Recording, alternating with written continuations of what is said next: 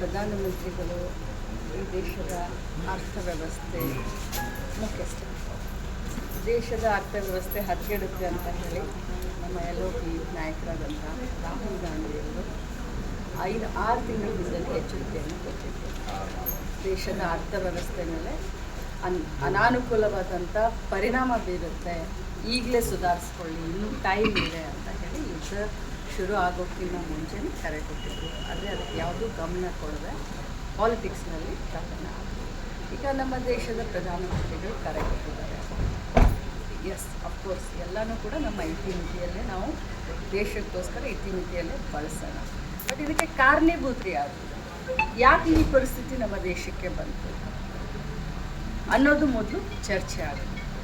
ಅವ್ರು ಕರೆ ಕೊಟ್ಟಿದ್ದಾರೆ, ಅವರು ಗಂಟೆ ಬಾರಿಸು ಅಂತಂದರೆ ನಮ್ಮ ದೇಶದಲ್ಲಿ ನಾವು ಗಂಟೆ ಬಾರಿಸ್ಬೇಕು, ಅವರು ಚಪ್ಪಾಳೆ ತಟ್ಟು ಅಂತಂದರೆ ನಾವು ಚಪ್ಪಾಳೆನ ತಟ್ಟಬೇಕು, ಅವರು ಪೆಟ್ರೋಲ್ ಡೀಸೆಲ್ ಜಾಸ್ತಿ ಬಳಸಬೇಡಿ ಅಂತ ಹೇಳ್ತಾ ಇದ್ದಾರೆ, ಅದನ್ನು ಕೇಳೋಣ, ಬಂಗಾರ ಖರೀದಿ ಮಾಡಬೇಡ ಅಂತ ಹೇಳ್ತಾರೆ, ಅದನ್ನು ಕೇಳೋಣ. ಬಟ್ ನಮಗೆ ಬರೀ ಹೇಳೋದಾಯಿತು, ನೀವು ಅದನ್ನು ಮಾಡಿ, ನೀವು ಇದನ್ನು ಮಾಡಬೇಡಿ ಅಂತ ಹೇಳೋದಾಯಿತು. ಬಟ್ ಇವ್ರು ಏನು ಮಾಡ್ತಾ ಇದ್ದಾರೆ, ಇವ್ರು ಏನು ಮುಂಜಾಗ್ರತೆ ಕ್ರಮವನ್ನು ತೆಗೆದುಕೊಂಡು, ಅದು ದೊಡ್ಡ ಪ್ರಶ್ನೆ. ಈಗ ಯಾಕೆ ರಷ್ಯಾದಿಂದ ಖರೀದಿ ಮಾಡಬೇಕು ಅಂದರೂ ನಾವು ಮತ್ತೆ ಡೆವಲಪ್ಮೆಂಟ್ ಮತ್ತೆ ನೀವು ನೋಡಿದ್ದೀರಲ್ಲ, ಮಾಧ್ಯಮದಲ್ಲೇ ನಮಗೆ ತೋರಿಸಿಲ್ಲ ಯಾವ ರೀತಿ ಟ್ರಂಪ್ ಅವರು US ಯಾವ ರೀತಿ ನಮ್ಮ ಪ್ರಧಾನಮಂತ್ರಿಗಳನ್ನ ಕಂಟ್ರೋಲ್ ಮಾಡ್ತಾ ಇದೆ ಅನ್ನೋದನ್ನು ತಾವೇ ಮಾಧ್ಯಮದಲ್ಲೇ ತೋರಿಸಿದ್ದೀವಿ. ಈಗ ಹಿಜಾಬ್ ಬಗ್ಗೆ ರಾಜ್ಯ ಸರ್ಕಾರ ತೆಗೆದುಕೊಂಡಿರುವ ನಿಲುವು ಈ ರೀತಿ ಅದನ್ನು ವಿರೋಧಿಸ್ತಾ ಇದೆ ಮತ್ತು ಶಿಕ್ಷಣ ಕ್ಷೇತ್ರದ ಸಂಘರ್ಷಕ್ಕೆ ಕಾರಣ ಆಗ್ಬೋದು. ಯಾಕಂದರೆ ನಮಗೆ ಕ್ಷೇತ್ರ ಅಂತಂದ್ರೆ ಹುಡುಗಿಂದ ಆರಂಭ ಆಗಿದೆ ಅಷ್ಟೇ. ನಮಗೂ ಏನು ಹೇಳಿದ್ದಾರೆ ನೋಡಿ, ಶಿಕ್ಷಣದಲ್ಲಿ ರಾಜಕಾರಣವನ್ನು ಯಾವತ್ತೂ ನಾವು ವಿದ್ಯಾರ್ಥಿಗಳು, ಬಹಳಷ್ಟು ಮುಗ್ಧ ವಿದ್ಯಾರ್ಥಿಗಳು, ಪಾಲಕರು, ತಂದೆ ತಾಯಿಯಂದರು ಒಂದು ಕನಸನ್ನು ಕಟ್ಟಿಕೊಂಡು ತಮ್ಮ ಮಕ್ಕಳನ್ನು ವಿದ್ಯಾವಂತರನ್ನಾಗಿ ಮಾಡಲಿಕ್ಕೆ ಶಾಲಾ ಕಾಲೇಜುಗಳಲ್ಲಿ ಕಳಿಸುವಂಥ ಸಂದರ್ಭದಲ್ಲಿ ಯಾವುದೇ ಪಕ್ಷ ರಾಜಕಾರಣ ಮಾಡಬಾರ್ದು. ಯಾಕಂದರೆ ನಾವು ವಿದ್ಯಾರ್ಥಿಗಳ ಭವಿಷ್ಯದ ಜೊತೆಯಲ್ಲಿ ಚೆಲ್ಲಾಟವನ್ನು ನಾವು ಯಾವತ್ತೂ ಕೂಡ ಆಡಬಾರ್ದು. ಅಂಥದ್ರಲ್ಲಿ ಈ ವಿಚಾರಗಳನ್ನು ನಾನು ಇದ್ರ ಬಗ್ಗೆ ಜಾಸ್ತಿ ಚರ್ಚೆ ಮಾಡದೆ ವಿದ್ಯಾರ್ಥಿಗಳಿಗೆ ಅನುಕೂಲ ಆಗುವಂಥ, ಕಲಿಯುವಂಥ ವಾತಾವರಣವನ್ನು ಸೃಷ್ಟಿ ಮಾಡೋಣ ಅಂತ ಇಷ್ಟು ಹೇಳಿಕೆ ನಾನು ಅದ್ರ ಬಗ್ಗೆ ಏನೂ ಮಾತನಾಡೋದಿಲ್ಲ. ಅದು ಹಿಜಾಬ್ ಇರಲಿ ಅಥವಾ ಬೇರೆ ನಮ್ಮ ಹಿಂದೂಗಳದ್ದಿರಲಿ, ನಾನೇನು ಅದ್ರ ಬಗ್ಗೆ ಮಾತನಾಡೋದಿಲ್ಲ. ವಿದ್ಯಾರ್ಥಿಗಳು ಮತ್ತು ಶಿಕ್ಷಣ ಮತ್ತು ಅವರ ಭವಿಷ್ಯವನ್ನು ತಲೆಯಲ್ಲಿ ಇಟ್ಟುಕೊಂಡು ರಾಜಕಾರಣ ಮಾಡಲಿ ಅಂತ ಹೇಳಿ ಬಯಸ್ತೀನಿ. ಮುಖ್ಯಮಂತ್ರಿ ಆಯ್ಕೆಯಾದ ನಂತರ ರಾಜ್ಯದ ಬಗ್ಗೆ ಇವರ ಗಮನ ಇದೆ. ಈಗ DK ಶಿವಕುಮಾರ್ ಅವರು ನಿನ್ನೆ ಭಾಳ, ಈಗ ನಿಮ್ಮ ಜಿಲ್ಲೆಯಲ್ಲೂ ನಿಮ್ಮ ಫೋಟೋಲ್ಲಿ ಹಾಕಿ ಬ್ಯಾನರ್ ಹಾಕಿದ್ದಾರೆ ಅಂತ ಭಾಳ ಚರ್ಚೆ ಆಗಿದೆ. ಮುಂದಿನ ಮುಖ್ಯಮಂತ್ರಿ DK ಶಿವಕುಮಾರ್ ಹೈಕಮಾಂಡ್ಗೆ ಬಿಟ್ಟಂಥ ವಿಚಾರ, ಆದರೆ ಅವರವರ ಅಭಿಮಾನದಿಂದ ಹಾಕಿದ್ದಾರೆ. ಬಟ್ ಏನೇ ಇದ್ದರೂ ಕೂಡ ನಾವು ಮೊದಲಿನಿಂದಲೂ ಹೇಳ್ತೀವಿ, ನಾವು ಪಕ್ಷದ ಶಿಸ್ತಿನ ಸಿಪಾಯಿ. ಹೈಕಮಾಂಡ್ ನಿರ್ಧಾರ ಬದಲಾವಣೆ ಆಗ್ತದೆ, ಅದು ಹೈಕಮಾಂಡ್ ಬಿಟ್ಟಂಥ ವಿಚಾರ.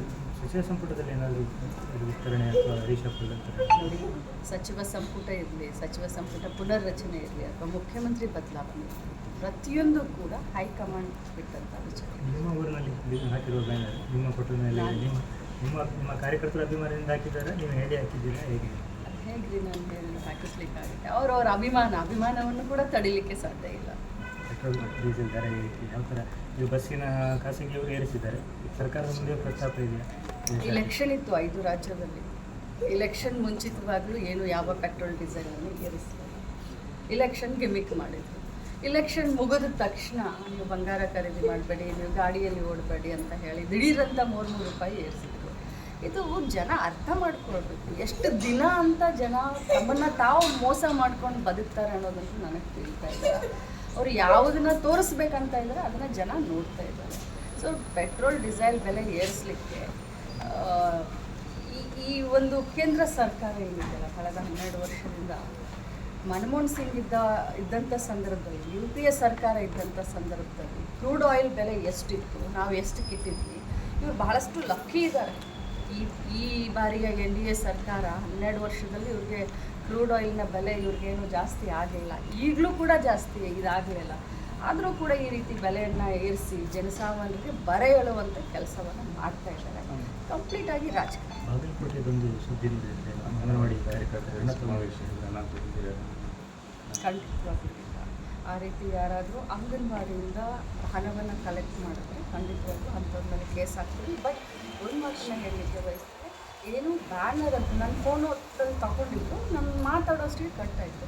ಬ್ಯಾನರ್ಗೆ 1,000 ರೂಪಾಯಿ ಅಂತ ಹೇಳ್ತಾ ಇದ್ದಾರೆ. ಖಂಡಿತವಾಗ್ಲೂ ನಾವು ಯಾವ ಅಂಗನವಾಡಿಯಿಂದಲೂ ಹಣ ನಾವು ತೆಗೆದುಕೊಂಡಿಲ್ಲ. ನಾವು ಇದನ್ನು ನಮ್ಮ ಅಡ್ಮಿನ್ ಕಾಸ್ಟ್ನಲ್ಲಿ ನಮ್ಮ ಹೆಡ್ ಆಫೀಸ್ನಿಂದ ನಾವು ಇದನ್ನು ಮ್ಯಾನೇಜ್ ಏನಾಗಿರ್ಬೋದು ಮೇಡಮ್ ನಿಮಗೆ ತನಿಖೆ ಆಗುತ್ತೆ? ಖಂಡಿತವಾಗ್ಲೂ ಏನಾದರೂ ಈ ರೀತಿ ಆಗಿದೆ ಅಂತ ಯಾರಾದರೂ ಅದನ್ನು 1,000 ರೂಪಾಯಿ ಕಲೆಕ್ಟ್ ಮಾಡಿದರೆ, ಅದು ಯಾರೇ ಕಲೆಕ್ಟ್ ಮಾಡಿದ್ರು ಅವ್ರ ಮೇಲೆ ನಾವು ತನಿಖೆಯನ್ನು ಖಂಡಿತವಾಗ್ಲೂ ಮಾಡ್ತೀವಿ. ನಾನು ಕ್ಲಿಯರಾಗಿ ತಮ್ಮ ಮುಖಾಂತರ ಹೇಳಲಿಕ್ಕೆ ಬಯಸ್ತೇನೆ, ನಾವು ಹೆಡ್ ಆಫೀಸ್ನಿಂದ ನಮ್ಮ ಅಡ್ಮಿನ್ ಕಾಸ್ಟ್ನಿಂದ ನಾವು ಖರ್ಚು 3 ವರ್ಷ ಕಂಪ್ಲೀಟ್ ಸಮಾವೇಶ ಸಾಧನಾ ಸಮಾವೇಶ ತುಮಕೂರಿನಲ್ಲಿ ಸಾಧನಾ ಸಮಾವೇಶನ ಮಾಡ್ತಾ ಇದ್ದೇವೆ. ಇಡೀ ವಿಶ್ವದಲ್ಲಿನೇ ಅತ್ಯಂತ ಯಶಸ್ವಿಯಾಗಿ ಜನಸಾಮಾನ್ಯರಿಗೆ ಗ್ಯಾರಂಟಿಯನ್ನು ಕೊಟ್ಟಂಥ ಸರ್ಕಾರ, ಜೊತೆಯಲ್ಲಿ ಅಭಿವೃದ್ಧಿ ಮಾಡಿದಂಥ ಸರ್ಕಾರ. ಸೊ ಇದನ್ನೆಲ್ಲ ನಾವು ಒಂದು ಸಾಧನಾ ಸಮಾವೇಶ ಅಂತ ಬರುವಂಥ 20ನೇ ತಾರೀಕು ಬುಧವಾರ ತುಮಕೂರಿನಲ್ಲಿ ಮಾಡ್ತೀವಿ. ಮ್ಯಾಮ್, ಈಗ ಇಲ್ಲಿ ಉಡುಪಿ ಜಿಲ್ಲೆಯಲ್ಲಿ ಕೆಲವೊಂದು ವರ್ಗಾವಣೆ ವಿಚಾರವಾಗಿ ಒಂದು ಆಡಿಯೋ ಕಾಂಗ್ರೆಸ್ ಯುವ ಮುಖಂಡರಿಂದ ಹರಿದಾಡಿದೆ. ಅಂದರೆ ವರ್ಗಾವಣೆ ನಾನು ಇದು ಮಾಡ್ತಾ ಇದ್ದೇನೆ, ಲಕ್ಷ್ಮೀ ಹೆಬ್ಬಾಳ್ಕರ್ ಮೂಲಕ ಅಧಿಕಾರಿಗಳನ್ನು ವರ್ಗಾವಣೆ ಮಾಡ್ತಿದ್ದೇನೆ ಅಂತ ಹೇಳಿಕೆ ಕೊಟ್ಟಿದ್ದಾರೆ. ಅದ್ರ ಬಗ್ಗೆ ಏನು ಹೇಳ್ತೀರಿ ಮೇಡಮ್? ನನಗೆ ಅದ್ರ ಬಗ್ಗೆ ಗಮನಕ್ಕೆ ಇಲ್ಲ.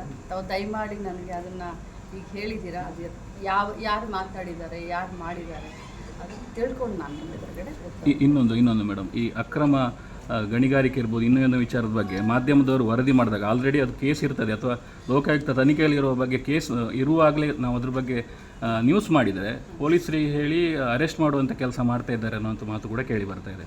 ಈಗ ನಡೆದಿದೆ ಕೂಡ.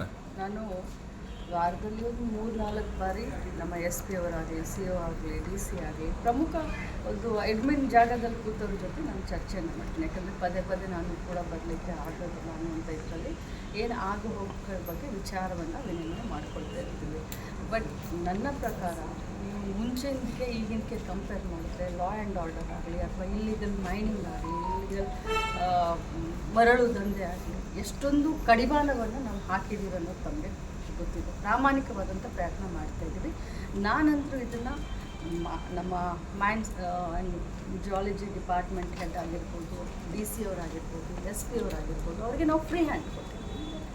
ಏನು ಯಾರು ಇಲ್ಲೀಗಲ್ ಆಗಿ ಮಾಡ್ತಾರೋ ಅದು ನಿರ್ದಾಕ್ಷಿಣ್ಯವಾಗಿ, ಅದು ಯಾರೇ ಇರಲಿ, ಅದೆಷ್ಟೇ ದೊಡ್ಡದು, ನೀವು ಕಾನೂನು ರೀತಿಯಿಂದ ಕ್ರಮ ತೆಗೆದುಕೊಳ್ಳಿ ಅಂತ ಫ್ರೀ ಹ್ಯಾಂಡ್. ಅಲ್ಲ, ವರದಿ ಮಾಡ್ಬೋದಾ ಅಂತ ನಾವು ವರದಿ ಮಾಡ್ಬೋದಾ? ಅಕ್ರಮದ ಬಗ್ಗೆ ನಾವು ವರದಿ ಮಾಡ್ಬೋದಾ ನಿರ್ಭೀತರಾಗಿ ಪತ್ರಕರ್ತರು?